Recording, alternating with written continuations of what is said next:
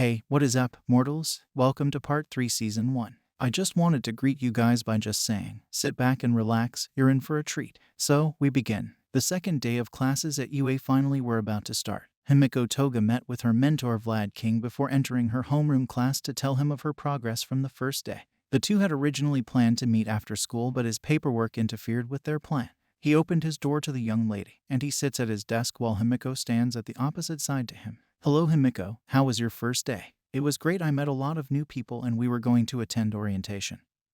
But Mr. Aizawa made us do a quirk apprehension test to see what we can do. The large ashen-haired man stood up from his chair in a scare. The man, her teacher, was one of the toughest educators in UA. He regretted not fighting for her to attend his class to make things easier for the kid. Oh, I almost forgot to mention, I stopped a student from harming one of my friends. She said this while lightly blushing, remembering the event like it just happened moments ago.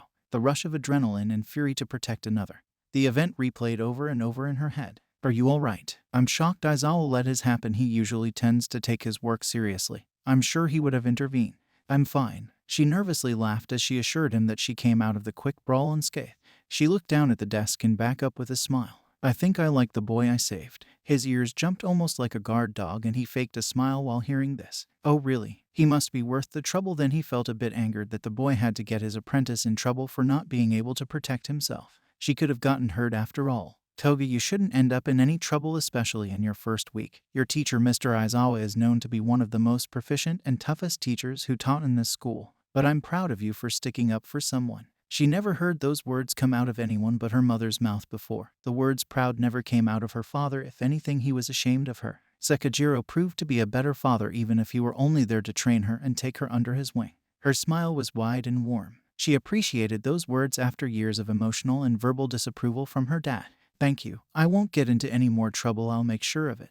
Good, I have faith in you, Toga. She gave him a big hug before leaving to her class. Himiko must resume her classes and excel to keep making her mentor proud. She enters the class of 1 and it turns out to be a normal class day. She took notes and paid attention to details on how to save someone from a burning building without destroying the building or containing a one-on-one fight without causing property damage, some math, literature, and the occasional science. Lunchtime finally came and Himiko was invited to sit with Ochako, Deku, and Ida. The time came where the afternoon class arrived, Hero Basic Training. I am here, coming through the door like a hero. The class cheered in excitement and Himiko's eyes widened, thinking the number 1 hero looked bigger in person. All Might greeted the class with a different costume than his normal one that he always wears. Someone pointed out that it was his Silver Age costume. Welcome to the most important class at UA High. Think of it as Heroing 101. Here you will learn the basics of being a pro, and what it means to fight in the name of good. The hero unnecessarily posed and flexed his muscles, showing even more shadows in his body. The class sat in amazement at the glowing figure that is All Might. Let us get into it. Today's lesson will pull no punches. Himiko looks over to her friends Uraraka and Midoriya and giggled, seeing how pumped they were. The girl then leered her golden eyes over to Bakugo and noticed how more excited he was than even Izuku. Fight training, real combat. But one of the keys of being a hero is looking good. The walls started to move, and containers appeared with numbers on them. Everyone in the class looked a bit confused, wondering what could be in there. These were based on your quirk registration forms and the requests you sent in before school started. Everyone cheered yet again. The number 1 hero has that effect on people, especially Toga. In tribute to her number 1 hero, she dons a red with black accents long-sleeved one piece with spandex fibers to make her flips and rolls more accessible and movement to be more flexible. White boots that can help support her landing when it comes to jumping from high places, and silent soles to sneak. White gloves with silver gauntlets that have minuscule needles, a non-lethal way to acquire blood from the opponent during combat. Hardened flex tubes that start from her gauntlets and travel down to the small backpack container that is sleek and will not weigh as much, making her more limber in the heat of combat. Lastly, orange tinted goggles that allow her to use them as sunglasses or night vision goggles depending on the setting. The color scheme and outfit idea look a lot like her mentor Vlad King's outfit, not to copy but to honor her father figure. She arrives to the ground beta city area where the battle trial will take place. She watches as everyone came with awesome looking outfits, and her expression changed from awe to excited when she saw Uraraka's outfit. Wow, you look really cute. Thanks, but I think they made the suits a bit tighter than I intended. The blonde laughed at her best friend's comment and mentally agreed as she noticed the spandex making her stomach itch. Izuku walks out with his costume and Uraraka's face lightened up seeing how cool he is, while Himiko laughs because of how goofy he looks. They say the clothes make the hero, young ladies and gentlemen. And behold, you are the proof. Take this to heart. From now on you are all heroes in training. The pro hero watches as all the students with their heroic outfits come out and make themselves known. This is getting me all revved up. You look so cool. Now shall we get started, you bunch of newbies? Everyone gets used to their outfits by stretching and testing their mobility. Midoriya spoke to Deku about her costume while Himiko stretches. She noticed Bakugo in the corner sulking with inner rage. She walks over to him and her expression changes from lighthearted to focused. Can we talk? She asked the conflicted young man. He looks at her with fire in his eyes. He was angry for sure, but it almost looked like he was plotting something dangerous. I have nothing to say to you, he said to her, and Himiko squints. I know you're planning on hurting Izuku, it's all over your face. She could tell he was planning on hurting him. At this point he was predictable. She did not have to know him on a personal level to know he is always quick to anger. Her dad was the same. He was not saying anything, but the look on his face was the same. You are planning on hurting him. He's been lying to me all my life. Of course I'm going to hurt him. He's weak, a worthless Deku. If you so much as lay a finger on him, the same thing you did to him I'll do to you. A smile formed, almost as sadistic as her alternate counterpart. She was serious. She does not want to see her friend get hurt, but Katsuki just glares at her. She walks away to return to the others, but Bakugo stares at her while she walks away. Midsection. Before we get back into the story, I would like to say that we've got a second channel called Anime Deep Dive. Anime Deep Dive goes over the hard facts of the anime presented. Now, in case you guys didn't know, we have a third channel called Anime Theory. Anime Theory mainly focuses on a large variety of mind-boggling anime theories. If you are interested in content like this, please go check the description below or click the eye icon in the top right corner. Now with that out of the way, let's get back into the story. Now that you're ready, it's time for your combat training. Sir, this is the fake city from our entrance exam. Does that mean we'll be conducting urban battles again? Tenya questioned. Not quite, I'm putting you 2 steps ahead. All Might answered. Most of the villain fights you see on the news take place outside. However, statistically speaking, run-ins with the dastardliness of evildoers take place indoors. Everyone nodded to this and agreed. Think about its backroom deals, home invasions, secret underground layers. Truly intelligent criminals stay hidden in the shadows. For this training exercise you should be split into 2 teams. Good guys and bad guys, and fight 2-on-2 indoor battles. Everyone threw an overbearing amount of questions at the large muscular hero. He winced and took a step back, holding his fist.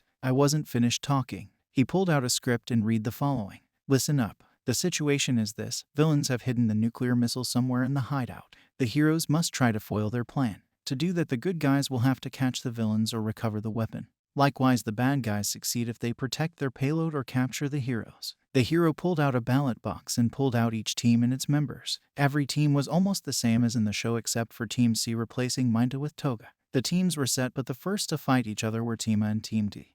That means Bakugo would be fighting Midoriya. Toga glared at Katsuki with her golden hues filled with worry, while he grins and glares back at her with his devilish demon red eyes. The battle was going to start, but she visits Deku and Uraraka before they start the match. She told them about what will occur. Guys, you need to stay away from Bakugo, especially you, Midoriya. I spoke to him earlier and he looked like he was going to do something dangerous. Deku looked at the ground with fear but furrowed his brows and looked back up to his dear friend. I understand, but I can take him. I've known him all my life, so I know his moves. She looks at him with worry, but then with confidence she smiles, knowing he can protect himself. She walks away and wishes them luck. She entered the monitoring room with everyone else around. She watched as the exam began. She saw Izuku and Uraraka becoming quite chummy with each other, and she felt like something was wrong. Sure, she knew that he was in danger, but she felt as if her heart was in a state of peril. Witnessing her best friend all over him like nothing irritated her a bit, but she knew not to act on her emotions. She should not be able to feel jealousy over them. Her inner conflict was halted when Bakugo struck the wall in the building they were in and noticed Deku's mask was broken. Her worry became elevated and replaced with anxiety. But as soon as he tried to hit Midoriya again, he flipped Katsuki. She was impressed by the flip and witnessed the rest of the fight. Over time, she saw that Bakugo took off a pin from his gauntlet and released a big explosion engulfing the room. She panicked as she thought he killed him, but sighed in relief when he was all right. Uraraka went for the bomb and left him alone. She was confused but saw the strategy and kept quiet. The fight continued until Izuku and Katsuki exchanged their final blow. She could not see anything in the cameras because of the smoke, but she saw Deku fall on the ground as they won. She was going to hurt Bakugo after this. Well, despite the results, the MVP of this exercise was young. Everyone, including Tenya, was shocked. Why didn't I choose one of the heroes? Who has a guess? He questioned, and almost immediately Momo raised her hand. Sir, I can tell you why. Ada embraced this challenge. He was the only one who truly adapted to his assigned role. I'll explain. Bakugo's judgment was clouded by a personal grudge with Midoriya. As you pointed out earlier, launching a large-scale attack indoors was a foolish move. It could have been disastrous. Similarly, Midoriya's plan was also poorly thought out. Considering the amount of damage he received, he rendered himself helpless. As for Uraraka, she let her guard down mid-battle, and her final attack was far too reckless given the hypothetical stakes. Everyone stared at Urazu in shock. Himiko was impressed by how smart she is. Time passed as the students fought each other and passed their trials. It was time for Urazu and Himiko to team up. They were going to be facing Kaminari and Gyro. The two in Team C spoke about their strategy to see how they can defend the bomb. Maybe I can sneak behind the two of them and take them out. You could, but you also have to remember that Gyro can use her ears to hear you coming. In that case, Kaminari would use his power to shock you on sight. The two thought long and hard but came to a solid strategy. How about this? She opens her chest piece and creates a shock-resistant thermal blanket.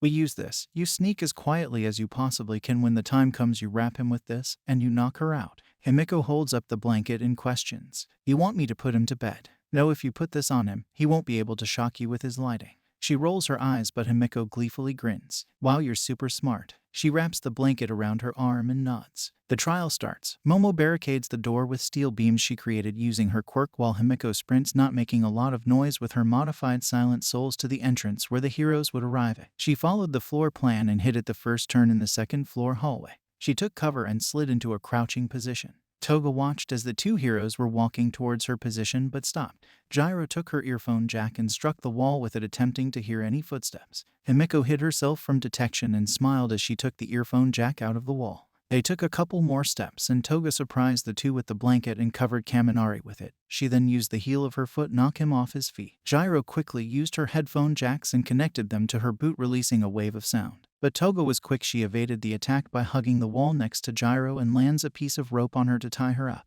She succeeded, surprising the dark-clothed hero, and kicked her chest to throw her into the wall. Himiko then runs over to Denki and kicks his head, knocking him out. The girl properly wrapped him in a burrito blanket and sat on him to win the match. Momo and Himiko won the battle trial even if she did all the work. If it were not for her guarding the bomb or giving the thermal blanket, she would not have gotten the upper hand. Himiko waited for class to end. She wanted to confront Bakugo for what he did.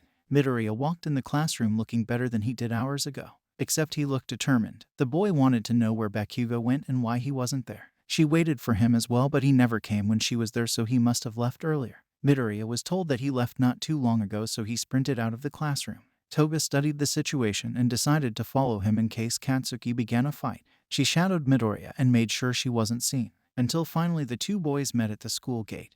Toga hid behind one of the many columns that were available to her. She was in listening range and heard the conversation that transpired. Bakugo stopped in his tracks and gave Midoriya a look of lost hope and anger. Izuku explained himself to the bully, but something caught her by surprise. It had to be some weird lie. Borrowed power, the blonde whispered to herself, still keeping control of her position. When the conversation continued, a towering figure put his hand on her shoulder. He was calm yet imposing. She turned around to see the number one hero, except he was not smiling.